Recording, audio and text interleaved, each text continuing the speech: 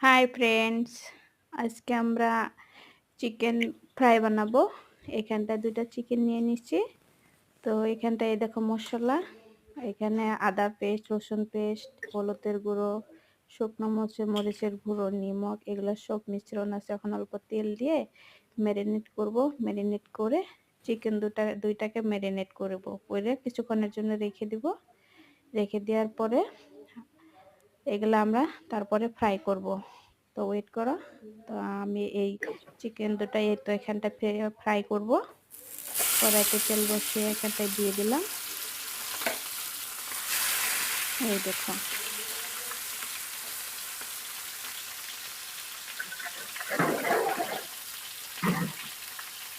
hello দেও না কিন্তু দেখা